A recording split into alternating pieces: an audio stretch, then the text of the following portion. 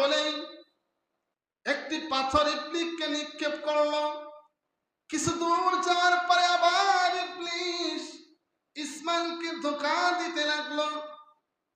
অগনির্বোধ বালক, তুমি কি জানো তোমার বাজান, তোমার বাবা তোমাকে জবাই করবে, তুমি কেন পিছু পিছু যাইতেছো? এ কথা বলার সাথে সাথেই ইসমাইল আলাইহিস সালাতু ওয়াস সালাম ইবলিসকে আবার একটি পাথর নিক্ষেপ করলো। আবার ইবলিস যখন ধোঁকা দিবে তখন আবার একটি পাথর নিক্ষেপ করলো। পরপর তিন জায়গায় মিনার প্রান্তে ইবলিস ইসমাইল আলাইহিস সালাতু ওয়াস সালামকে ধোঁকা দেওয়ার চেষ্টা করলো। এই তিন জায়গার পাথর আমার আল্লাহ এত কবুল করলো, আল্লাহ তাআলা এত ভালোবাসলো। আমার আল্লাহ মুস্কি মুস্কি হেসে বলে, ওগো ফেরেশতারা, দেখো 8 বছরের বাচ্চাটা কিছু বোঝে না, এরপরও সে আমাকে খুশি করার জন্য, আমাকে রাজি করার জন্য, আমার হুকুম পালন করার জন্য তার বাবার পিছু পিছু যাইতেছে। শয়তান তাকে ধোঁকা দিতে পারে না।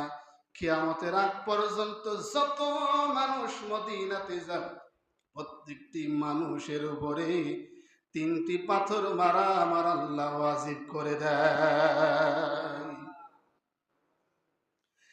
ইব্রাহিম আলাইহিস সালাতু ওয়াস সালামের সন্তানকে নিয়ে যখন শুয়াইল, সে কথা আল্লাহ কোরআন কারীমের ভিতরে বলে, فَلَمَّا أَسْلَمَا وَتَلَّهُ لِلْجَبِينِ وَنَادَيْنَاهُ أَن يَا إِبْرَاهِيمُ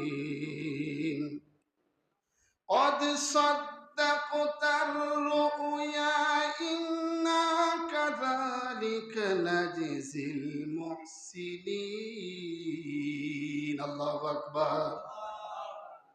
ইব্রাহিম আলাইহিস সালাতু ওয়াস সালামের সন্তান ইসমাইলকে যখন কাজ করে শুয়াইল জবাই করবে, মালিকের হুকুম পালন করবে, যখন ছুরি চালাইতেছে, ছুরি কিছুতেই তার গলা কাটে না।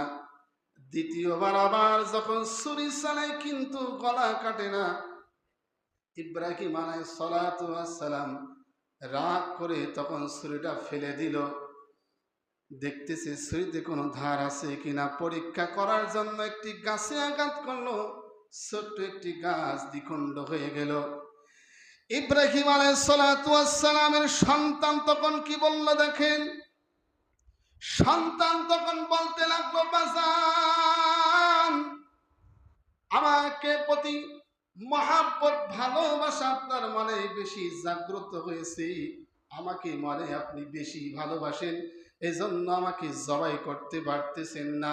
আমার পরনে যে কাপড় আছে এই কাপড় দিয়ে আপনার চোখ দুটা বেঁধে নেন, যেন আমার মহাব্বতে আল্লাহর হুকুম আপনি পালনটা করতে পারেন। কত সুন্দর প্রশ্ন, কত সুন্দর উত্তর দিল বাবাকে। ইব্রাহিম আলাইহিস সালাতু ওয়াস সালাম তৃতীয়বার যখন আল্লাহ তাআলার বিধান পালন করার জন্য, হুকুম পালন করার জন্য ছুরিটা যখন চালাইতেছে, আল্লাহ তাআলা জিব্রাইলকে বলল, জিব্রাইল তাড়াতাড়ি যা, তাড়াতাড়ি যা, আমার খলিল তার সন্তানকে জবাই করে ফেলবে, মনে হয় তাড়াতাড়ি যা। সে তো আর কোনো বাধা মানে না, সে তো আর কোনো অপেক্ষা মানে না।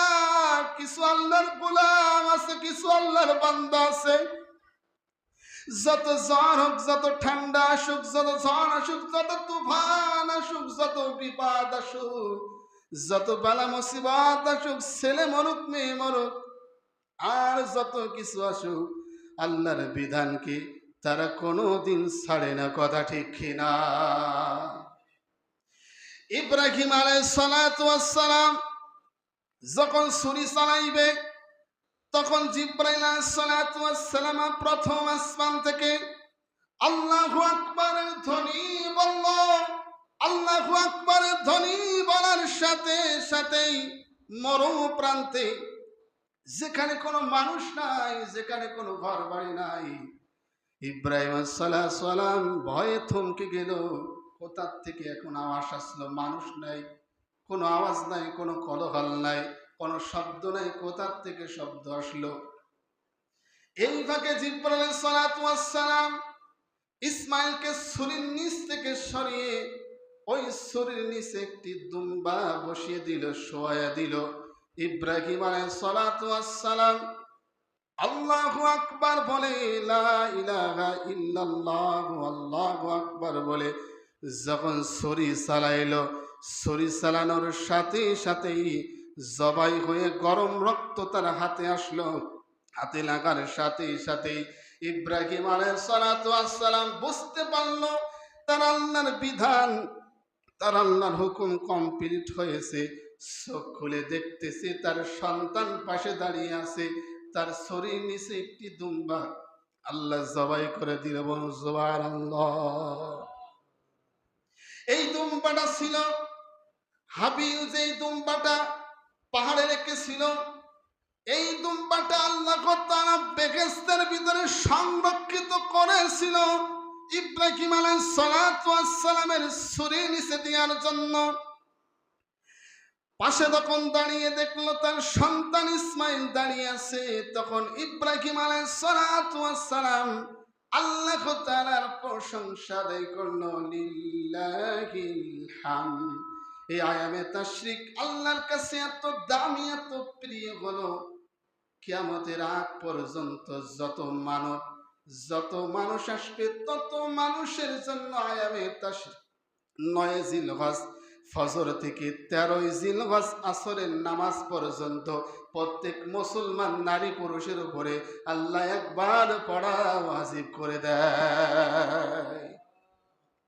আল্লাহ